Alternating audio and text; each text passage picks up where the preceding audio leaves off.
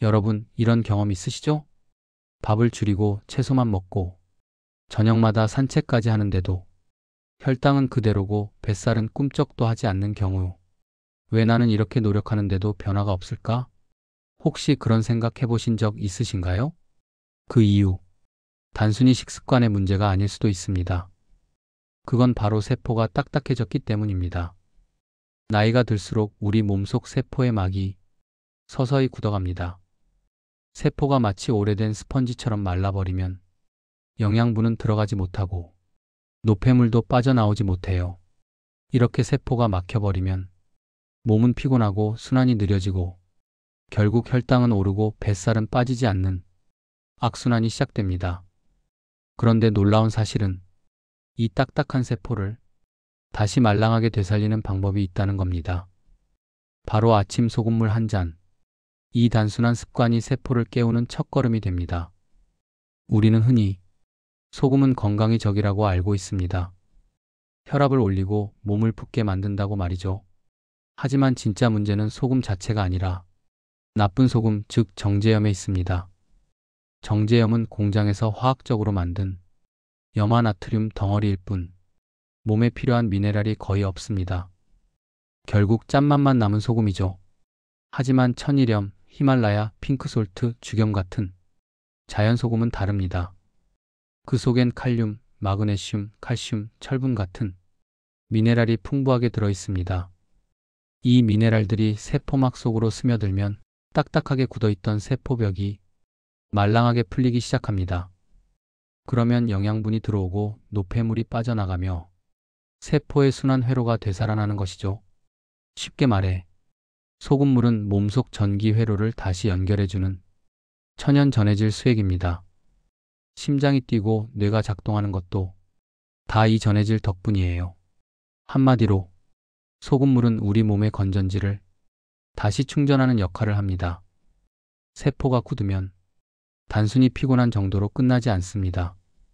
몸 전체의 균형이 무너집니다. 첫째, 뱃살이 빠지지 않습니다.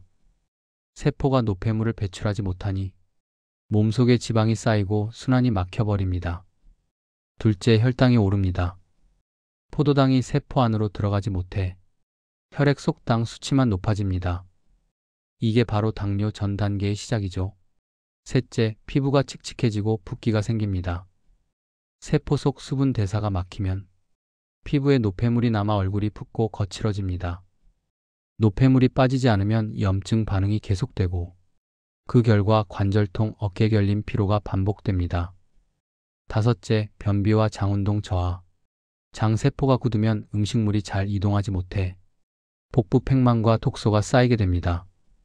결국 세포가 굳는다는 건 몸의 소통이 끊긴다는 뜻이에요. 소금물은 바로 그 막힌 통로를 열어주는 열쇠입니다. 그렇다면 소금물 한 잔을 마시면 우리 몸엔 어떤 변화가 일어날까요? 1. 뱃살 감소와 만성 피로 해소. 세포의 순환이 살아나면 노폐물이 빠지고 신진대사가 활발해집니다. 몸이 가벼워지고 피로가 눈에 띄게 줄어요.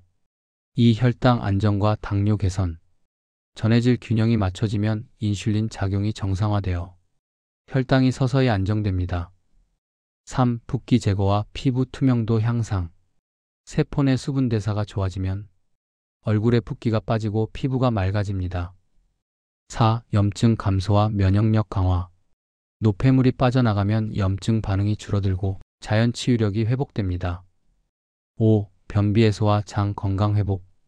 공복에 마신 소금물이 장을 부드럽게 자극해 배변 리듬을 정상화시켜줍니다.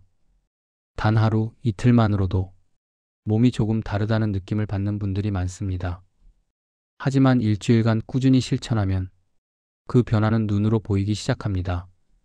소금이라고 해서 다 같은 소금이 아닙니다.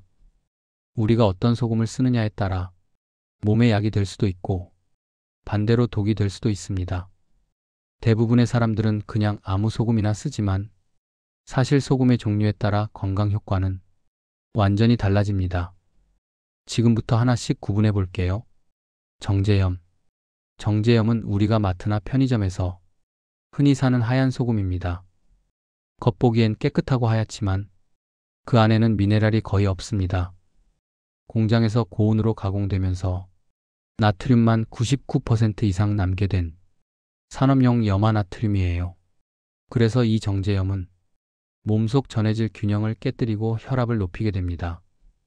짠맛은 강하지만 생명력은 없는 소금입니다. 정제염은 되도록 조리용으로도 사용하지 않는 게 좋습니다. 천일염. 천일염은 바닷물을 햇볕과 바람으로 말려 만든 자연 그대로의 소금입니다. 화학 처리 없이 건조시키기 때문에 칼륨, 마그네슘, 칼슘, 요오드 같은 미네랄이 풍부하게 남아 있습니다. 이 천일염은 짠맛이 부드럽고 몸의 순환과 전해질 균형을 도와줍니다. 매일 아침 소금물을 마실 때 사용할 소금으로는 천일염이 가장 안전하고 가장 추천되는 선택입니다. 핑크솔트. 핑크솔트는 히말라야 산맥 깊은 곳에서 채취한 암염으로 수천 년 전 바닷물이 자연적으로 굳어 형성된 소금입니다. 이 소금은 특유의 분홍빛을 띠는데 그 이유는 바로 철분과 미량 원소가 풍부하기 때문이에요.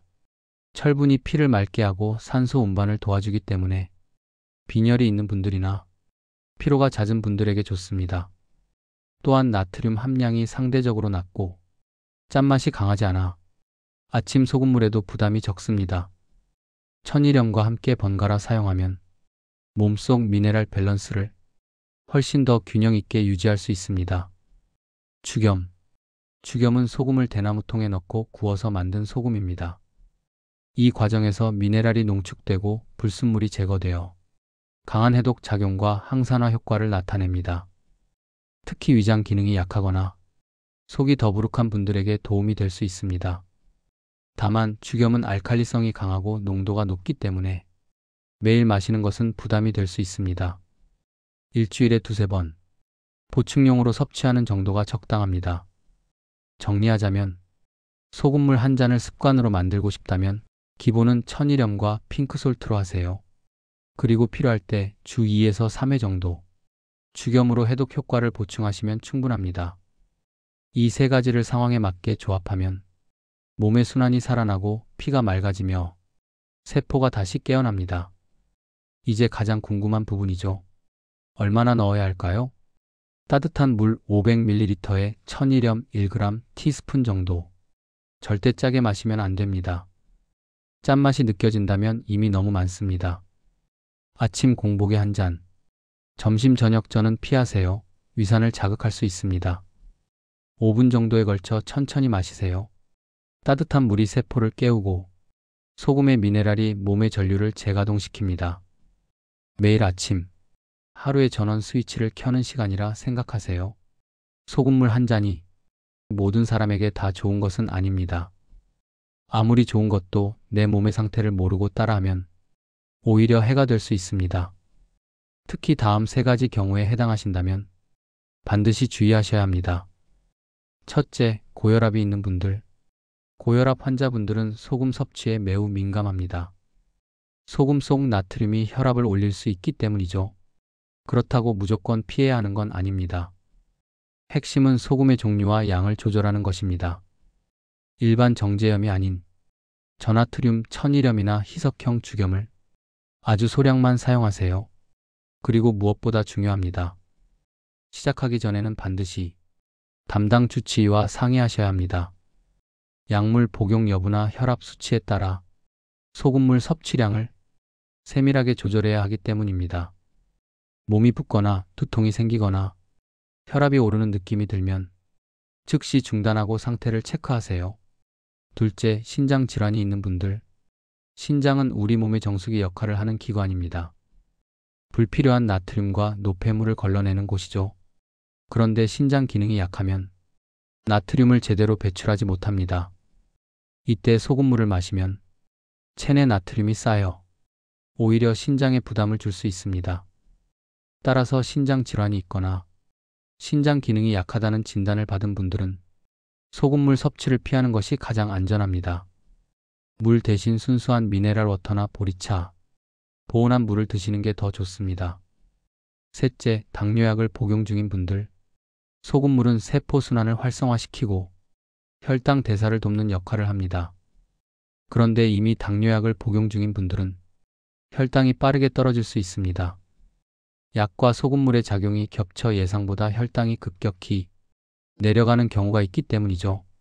이런 분들은 반드시 아침 공복에 한 잔만, 그리고 소량의 천일염만 넣어 시도하세요. 몸의 변화를 관찰하면서 혈당 수치를 주기적으로 체크하는 것이 좋습니다. 건강을 지키는데 가장 중요한 건 얼마나 하느냐가 아니라 어떻게 하느냐입니다.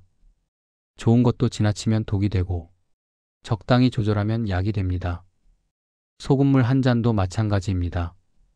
그저 무조건 마신다고 좋은 게 아니라 내 몸의 상태를 알고 신호를 들으면서 조심스럽게 시작하는 게 중요합니다. 우리 몸은 생각보다 훨씬 정직합니다. 좋은 것을 주면 바로 반응하고 무리를 하면 금세 티가 나죠.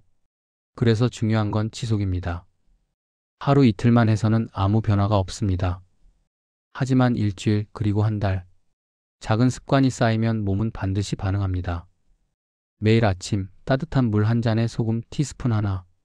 그 단순한 습관이 당신의 피를 맑게 하고 세포를 말랑하게 하고 몸의 순환을 되살릴 것입니다. 소금물 한 잔은 약이 아닙니다.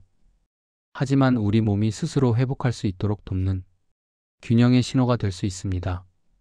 밤새 굳어있던 세포를 깨우고 막혀있던 순환을 다시 흐르게 하는 몸과 마음을 위한 아침의 신호. 건강은 거창하게 시작되지 않습니다. 매일의 작고 꾸준한 선택이 몸의 균형을 되살립니다. 건강은 약이 아니라 습관에서 시작됩니다. 하루를 여는 짧은 1분, 그 한 잔의 선택이 쌓이면 피가 맑아지고 세포가 깨어나며 몸이 균형을 되찾게 됩니다. 오늘 아침 단 한 잔의 소금물로 당신의 몸에게 이제 다시 시작하자는 신호를 보내세요. 감사합니다. 여러분의 경험을 댓글로 나눠주시면 다른 분들에게 큰 힘이 됩니다. 구독과 좋아요, 알림 설정 잊지 마세요.